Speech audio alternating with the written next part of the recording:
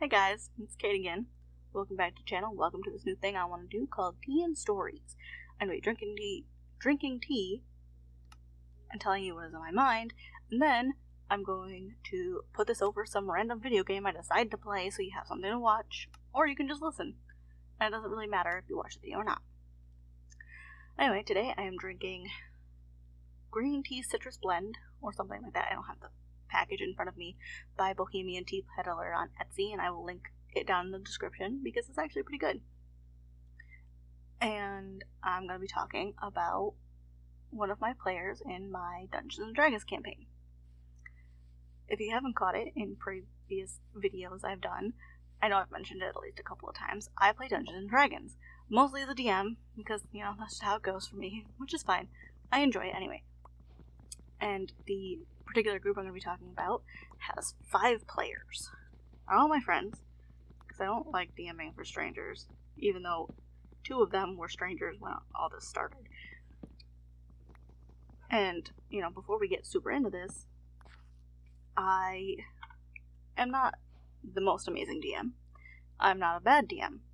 And I'm definitely not Matthew Mercer level in my DM skills. And, I probably never will be. I just don't have the drive to make giant overarching plots like he does. And that's fine. My players have fun enough being far apart. That's the goal. Now, one of my players, John, makes TikToks. And his go-to subject is his original character, who also happens to be the bard in the group that I run for. And his TikToks reference the campaign, which that's freaking amazing. It totally took me by surprise at first, and in the beginning I was like, this is kind of weird. I wasn't expecting other people to know about this world. It's just like this random thing that I made forever ago that was originally Skyrim side quests, not even main quests, just those miscellaneous side quests, like go here and get the dragon claw and bring it back. And then, you encounter undead in the process, obviously. And when John and Stella came into the game, it very quickly became clear that it was not gonna be sustainable. Which was a shame because, they were still fairly low level. It was like level 6 or something. I don't know, it's been a while. It's been like 2 years since this campaign started. So, way back when is fuzzy. It very quickly became obvious that Skyrim side quest was not going to be sustainable and people were going to get bored, so it ended up becoming more story driven and not like this super overarching plot where they get super involved in other people's problems. No, all the problems were because of their backstories. Like, Kellen's character they're still alive, is a drow. Meaning, they came from the Underdark into the, I don't know, I want to call it the overworld because I played a lot of Minecraft. But, they came up from the Underdark, and currently their parents are after them again, and, yeah, it's not a good time. But, that kind of thing. And his TikToks, he would send them to us in our Discord server in the out-of-character chat, and at first it was so weird. I was like, wait, this is my campaign. He's making TikToks of my campaign? This is weird. But then it very quickly became, this is awesome! Send me more! Send us more! Let us see! And they honestly get pretty funny. And he likes to call out one of the previous characters' enchantment because she is the most chaotic, stupid character. And her player knows it, so that's good. But she's the most chaotic, stupid character in the campaign. And it's great. And each character that he plays has their, he has a cosplay that he does with it, and it's great. So you can differentiate between, like, the bard that he plays in my game and the Felis that he plays, which is like a mini Tabaxi, and it's great. And one thing that he used to do, I don't think he does it so much anymore, because we haven't gotten any TikToks from him about it, but he does this thing called Eldelize Lullabies, which is the little orphan girl that his bard has adopted. So he'd sit there and be like, hey guys, send me songs so I can sing them like a lullaby to Eldelize. And, that hit a lot of players in the fields. I was like, oh god. And it's great. I'm quite enjoying it. Even though it was weird at first, now it's awesome. It's still a little weird to think that people I don't know and people I'm never going to meet or talk to or interact with are enjoying snippets about this campaign, because I don't share my creative outlets with anyone I'm not friends with. Just not something I do. And sometimes even that I don't share with my friends. Because it's like, no, this is just strictly for me. And, oh my god, it's just... Sometimes I still have those moments where I'm sitting there going, yeah, this is, oh my god, people are watching this and they know about my crazy little world. And... mind blown. And in the end, it makes me smile, because I don't know John all that well. I'm not super outgoing. I don't talk to a lot of people, and most of our interactions come on Friday when I'm DMing.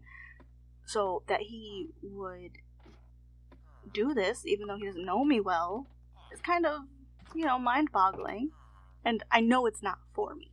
It's clearly his creative outlet that he enjoys and he has fun with, because you can just tell in the TikToks. It's not videos, oh god, I'm showing my age. And other people are enjoying them. Completely random people that I'm never gonna know, I'm never gonna meet, I'm never gonna talk to. And it's kind of great. Probably gonna be the only few times that I enjoy strangers knowing about what I do in my spare time. But that's cool. And, I don't interact with people all that much. You can probably tell by how I ramble in this, but I don't talk to people all that much that I don't know. And so I have a hard time explaining to John and Stella that I quite enjoy having them here. It's just this thing I can't do. I can't put myself out there and explain how I really feel if it's a good thing, just because a lot of the time when I did that in school and with people I thought were friends, they'd kind of be like, well, that's dumb. And now it's just like, nope, I'm just going to keep this close. Except for my very close friends, Sierra, Kylie, and Kelly. Because I know they're not going to be like, wow, that's dumb. Unless it's actually a stupid thing that I did that's dumb. So, and this doesn't count as talking to anyone, because really I'm just sitting here at my computer talking to myself and drinking tea. Which is pretty good, by the way. If I didn't already say that, I don't know what I said. I'll go back and listen to this and be like, wow, you really like to repeat yourself and ramble. But, I do that in real life anyway. It's not a quarantine quirk. Alliteration. I'm just going through my notes.